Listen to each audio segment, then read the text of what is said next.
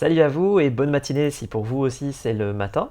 Aujourd'hui on va faire de l'Android et du Unity. Mais avant de passer à ça, j'aimerais bien compléter les vidéos d'hier sur le Python en nous permettant de faire un petit serveur UDP qui ne simule pas des touches mais qui met du texte dans le clipboard de Windows. Pour ça, rien de plus simple, il va nous falloir utiliser Visual Studio. Dans Visual Studio, on va créer un petit fichier ici qu'on va sauvegarder sous le nom de mon serveur clipboard UDP. Où est-ce qu'on va le sauvegarder? Là où on l'a sauvegardé hier, dans le Git, pour qu'il soit disponible et sauvegardé. Donc mon petit serveur clipboard UDP. Et dans ce petit serveur clipboard UDP, qu'est-ce qu'on va avoir besoin? Comme pour hier, on va avoir besoin de socket et de struct, qui sont deux librairies qui vont vous permettre de comprendre le réseau et de décompresser les petits 1 et les 0 en un entier. Parce que je vous rappelle que je ne travaille qu'avec des serveurs d'entiers. C'est le principe de mon projet Upintio. Alors, Paperclip, il va falloir l'installer. Donc il va falloir faire un petit hashtag,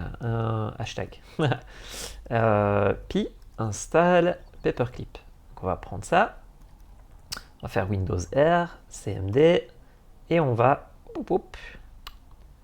faire ceci pour installer Paperclip sur mon ordinateur. Donc Paperclip, c'est une petite librairie qui va vous permettre de faire des copier-coller et de mettre du texte dans vos copier-coller. Le truc, c'est que avant, j'utilisais Pyotogui et CType dans ma démonstration, sauf qu'en fait, au fur et à mesure de mes tests, je me suis rendu compte que la responsabilité de faire copier, donc de faire CTRL-V, elle ne se situe pas dans ce script-là, elle se situe dans l'autre script, celui qui simule les touches. Parce que selon le contexte, ça va être sur l'ordinateur ou sur une application type. Donc pour éviter toute complexité, on va se contenter de Paperclip. Donc ici, l'idée, c'est de dire, j'écoute à un port, par exemple le 7005.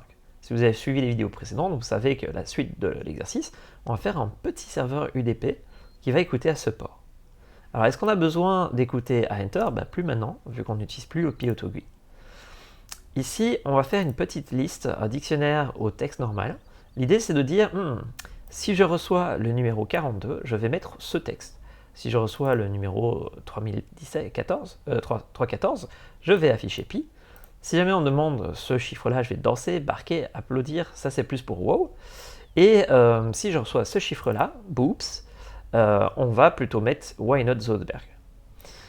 Et donc du coup, l'idée c'est que si par exemple vous jouez à des jeux et que vous avez 5 comptes à devoir gérer, par exemple vous pouvez dire, mets-moi dans le Paperclip le compte numéro 1, le compte numéro 2, le compte numéro 3, etc. etc. L'idée ici, c'est qu'on va essayer de mettre why not Zoidberg dans le texte ici. Pour ça, il va nous falloir une petite méthode qui sait comment on fait. Donc ici, copier le texte dans le presse-papier, en fait on nous donne un texte et on fait Paperclip, peux-tu me copier ce texte dans le code de Windows? Maintenant qu'on aura copié le texte dans Windows, on l'affiche juste à l'utilisateur pour dire hey, j'ai réussi à copier ce texte. Alors, maintenant ce qui va se passer, c'est qu'on va devoir passer dans une boucle while. Cette boucle while, elle va dire à la fini, tu écoutes sur le réseau, au cas où si quelqu'un m'envoie un message. Tu acceptes les adresses de tout le monde. Donc ici, on va mettre IPv4 masque. Voilà, égale 127.0.0.1. On va le mettre à 00. Alors, pour rappel, si vous voulez que les copier-coller ne viennent que de votre propre machine, vous utilisez cette adresse-là. Si vous voulez que ça vienne de toutes les machines, vous mettez cette adresse-là. Alors nous, on veut de toutes les machines parce qu'on va devoir le faire depuis Android qui n'est pas sur ma machine. INT port listener, oui, parfait. Donc là, on va écouter au port. Maintenant, ce qui se passe, c'est qu'on va boucler en permanence en disant j'attends après des informations. Et si jamais une information m'arrive dessus, je vais la stocker dans un petit buffer et je vais dire est-ce que cette information est vraie? Et est-ce que la longueur de cette information est égale à un chiffre? Alors, dans le code précédent, on avait fait un petit tableau, parce que ce que j'utilise, c'est des AID, c'est-à-dire un format assez particulier, qui dit que tu peux me donner le numéro du joueur, la valeur ou la date. On va aller regarder dans notre serveur précédent. Ce qu'on avait fait. Ici, on avait dit, comme ceci, on prend la valeur, on dit qu'elle est à 0, Et si jamais c'est dans ce format-là, dans ce format-là, dans ce format-là, ou dans ce format-là, on va aller récupérer le valeur. Donc on va faire pareil ici. Là-bas, voilà, parfait. Donc on dit, j'ai besoin d'une valeur pour pouvoir utiliser mon paperclip. Peu importe le joueur, peu importe la date. Mais vu qu'il y a 4 formats qui sont possibles, ben on va vérifier que ce n'est pas un de ces 4 formats-là. Ok, on récupère ces formats-là. Et maintenant qu'on a récupéré cette valeur, on va pouvoir l'utiliser ici. Donc on va dire que si la valeur ici est différente de 0, n'est pas 0. Voilà. Si la valeur n'est pas 0, c'est qu'elle est peut-être dans le tableau. Donc on va aller vérifier si... est-ce que j'ai besoin de ça? Non. On va devoir aller vérifier si cette valeur qu'on vient de recevoir, elle est dans le dictionnaire. Donc, est-ce que la valeur est dans le fameux dictionnaire ici? Alors, attention que là, ma valeur, c'est un entier, parce qu'on l'a converti. Donc, il faudrait vérifier et s'assurer que quand on pose la question, eh ben, c'est un texte. Et en Python, pour obliger le fait que ce soit un texte, on peut faire ceci. Comme ça, on est sûr et certain que ce soit un texte. Donc, on dit, je reçois une valeur, je l'affiche pour que la personne sache qu'on l'a reçue. Et ici, on regarde si la valeur est dans le tableau. Si la valeur est dans le tableau, alors on demande de la copier-coller dans le paperclip, qui va arriver donc ici, qui va le copier et nous dire ce qu'il a réussi à copier, ce qu'il a réussi à trouver. Sinon, else, deux points, on va écrire que c'est pas reconnu. Print, int, not found in dictionary. Voilà. Donc basiquement, maintenant, ce qu'on va faire, c'est qu'on va le faire tourner, serveur. Ta-ta-da! Voilà. Donc on a le serveur qui tourne sur le port 7005. On va aller chercher notre fameux client précédent. On va aller, hop, ouvrir un fichier qui est notre fameux serveur ici, notre fameux client. Et alors, notre client, ce qu'on va faire, c'est qu'on va le changer un tout petit peu pour dire qu'il peut spammer plusieurs adresses. Donc on va créer un tableau.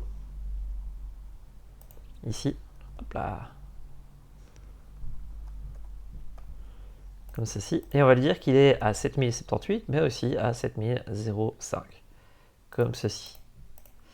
Et du coup, vu que c'est un tableau, il va falloir changer le code en dessous. On va lui dire, mon cher ami, quand tu envoies des choses, tu les envoies pas à une seule personne, mais pour chacun des ports ici, tu l'envoies aux gens. Hop. Ici, on dit pour chacun des ports qu'on va trouver dans le port listener. Du coup, c'est pas vraiment port listener, c'est juste F2 port to send to. Voilà. Donc je l'ai renommé avec F2, comme ça renomme partout. Donc ici, on dit, tu as trouvé une donnée que tu veux envoyer, ok, pas de problème. Bah, du coup, ce que tu fais, c'est que tu prépares un client. Et grâce à ce client, tu dis, bah, pour chacun des ports à qui on doit l'envoyer, je l'envoie. Je sauvegarde, je l'arrête. Alors, le truc, c'est que je ne peux pas facilement lancer les deux à la fois. Donc, ce qu'on va aller faire, c'est directement tester le client là où il est. Donc, on va faire client, tourne avec Python. Hop, voilà. Comme ça, on a un petit client ici. Magnifique. Ici, on a notre fameux serveur qu'on va lancer. Voilà. Et donc la question c'est, si je mets 8, 0, 8, ici il me dit, j'ai réussi à remarquer que tu l'avais, sauf que apparemment, ce truc-là, il n'est pas défini. Alors, il est ici. Il me dit copy text, paperclip, Ah, ici vous voyez qu'on a changé plutôt la valeur. Hop. Index, dico, dictionnaire. Bon, sinon on peut l'appeler key dictionnaire. To found. Voilà. On demande est-ce que la clé est dans le dictionnaire, comme ceci. Et alors ici, vous voyez, c'était un peu long, et donc du coup, vu que j'ai choisi des noms de variables un peu trop longs, c'était caché là-bas. On va relancer le serveur. Voilà, on lance le serveur, on va dans le client, et on va lui dire, peux-tu voir si ce chiffre existe? Et là, il me fait, bah oui, en fait, ce chiffre, il existe, et c'est dance.